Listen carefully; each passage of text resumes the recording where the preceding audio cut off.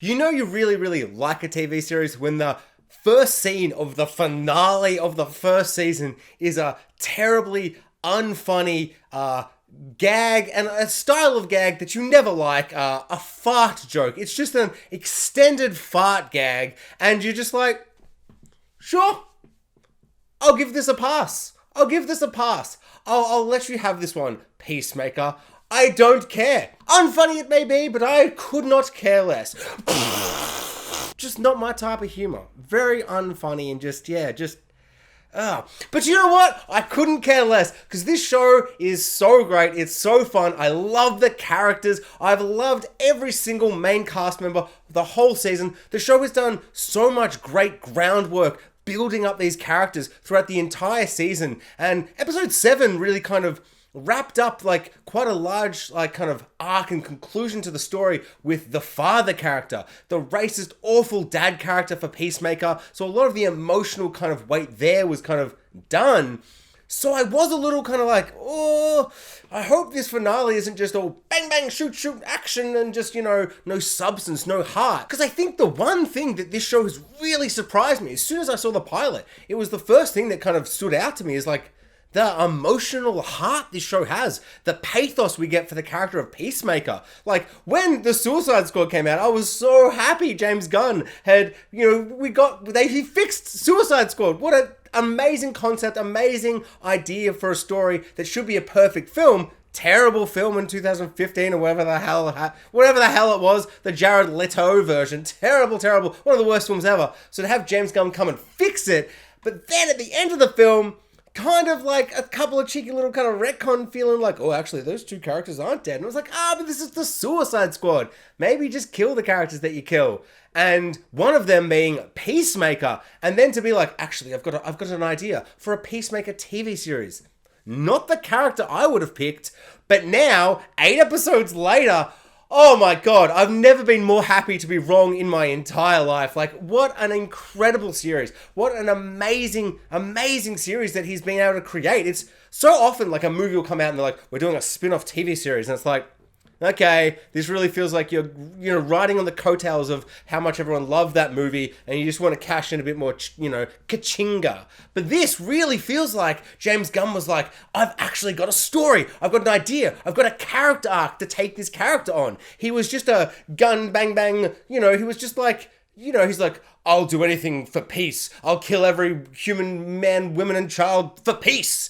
And, it's a funny little line in the movie. And he's kind of a joke and there's not much heart to the character. Really, really funny. Love John Cena in the movie.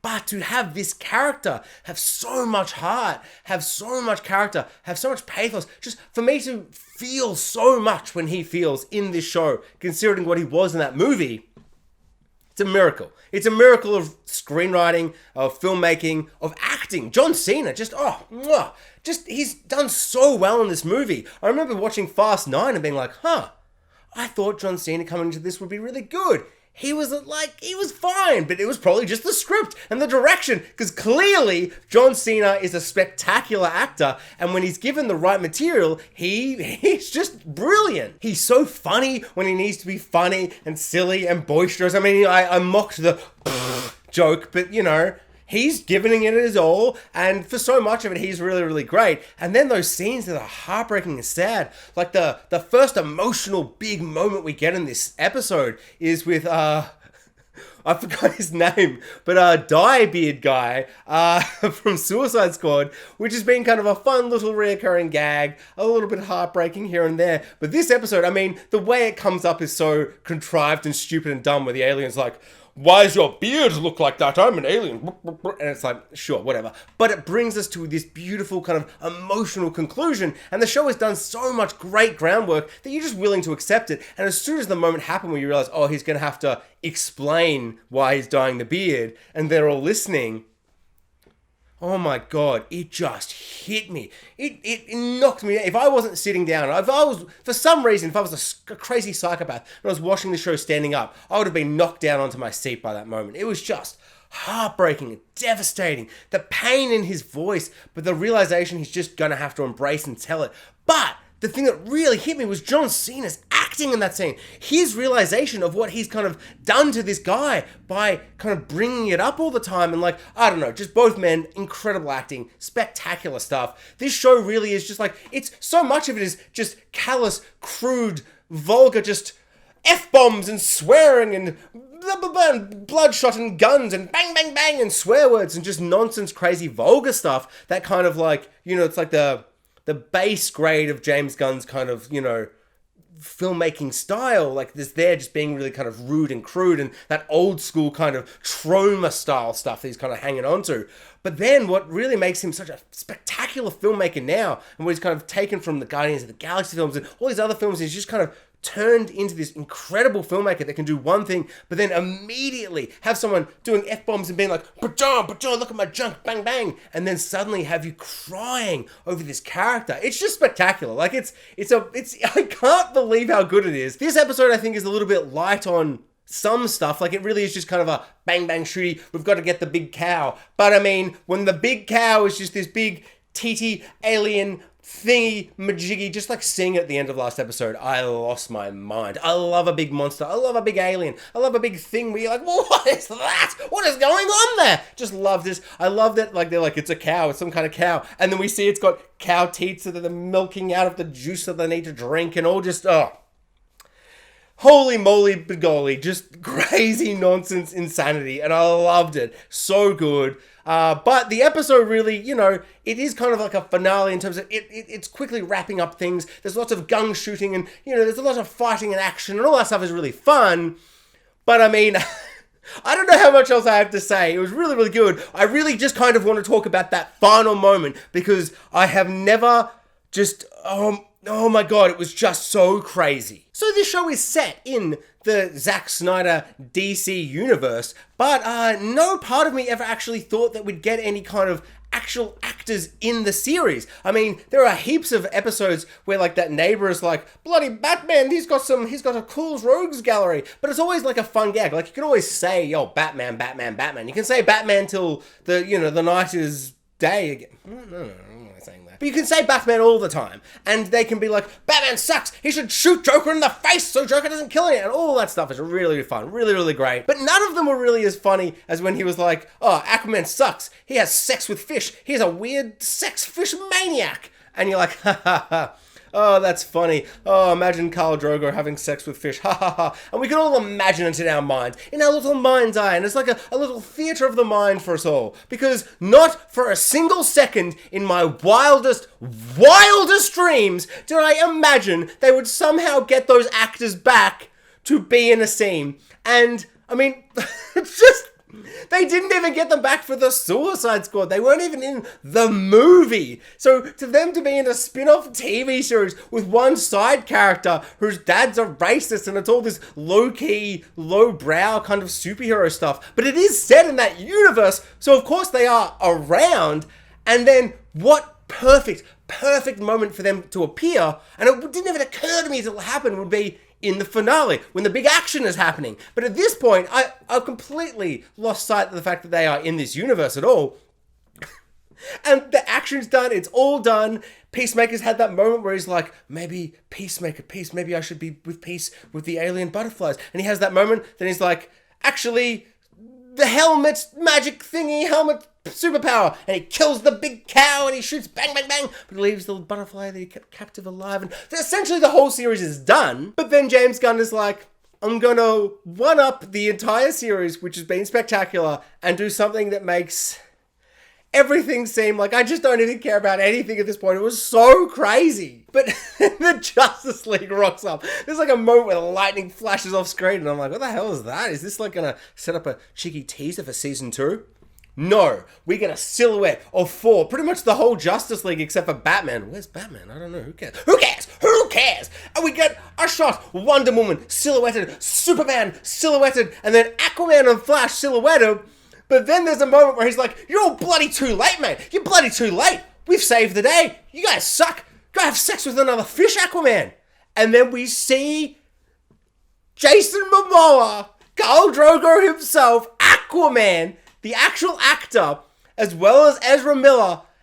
They're in it. They're in this show. It's beyond belief. It's absolutely insane. I watched the episode. That moment killed me. I had to then replay because everything after that, I'm just sitting there shaking. Like, I just couldn't believe it. I've rewatched that scene like 5 times. It is so funny that Aquaman's like, I hate this bloody rumor. I don't have sex with fish. I don't have sex with fish.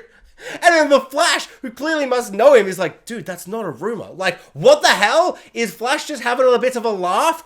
Or is this confirming that Aquaman does, in fact, get down and dirty with the fish? He gets a little bit naked with the fish. Because that's kind of cooked. Like, what kind of fish? Why am I interested what kind of fish? I don't know, but I'm very interested what kind of fish. Like, a big fish, little fish? It feels cruel and weird regardless. Like, to fish, is that...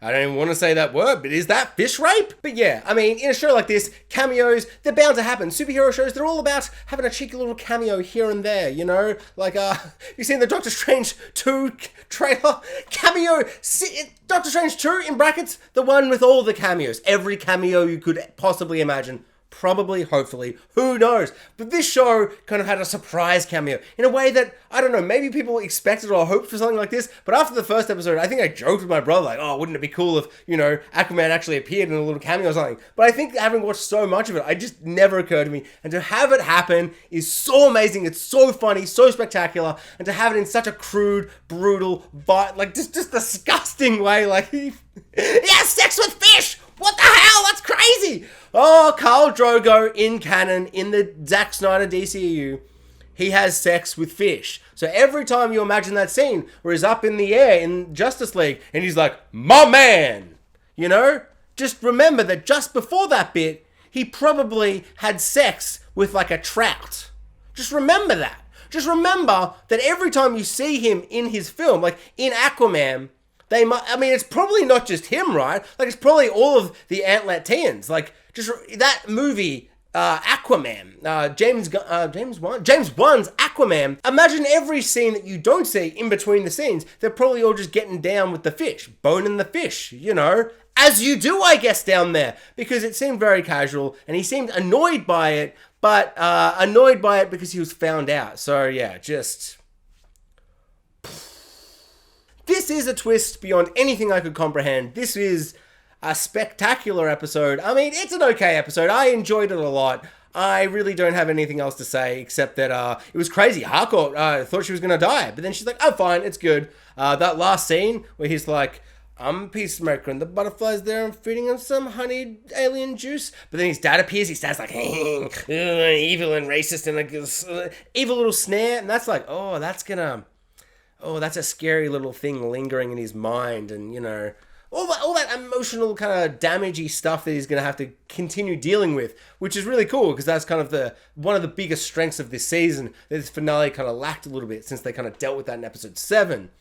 But yeah, I mean, big episode, bang, bang, bang, shooty, shooty. Honestly, I can't really think of anything. I mean, I've pretty much forgotten the episode, because all I can think about is the fact that, you know, James Gunn has pretty much confirmed in canon, Aquaman has sex with fish. Thanks for watching, guys. Like, subscribe, comment, hit the notification bell, all the YouTubey things, and let me know what you thought about the Peacemaker finale. Was there anything you have to say apart from the fact that Flash and Aquaman rocked up too late for the battle? They're too late. How many times have the Justice League rocked up too late and some other superhero with a vulgar mouth who's like, Aquaman, stop having sex with fish and maybe do something. Maybe actually kill the big alien cows, you know? I just feel like that's happening all the time. And Aquaman's continuously getting called out by all these like B, C, D list superheroes that he has sex with fish. And at this point he's like, Flash, stop. It's you spreading that rumor. You're running about real quick, just running about telling the whole universe about it. Not cool, Flash.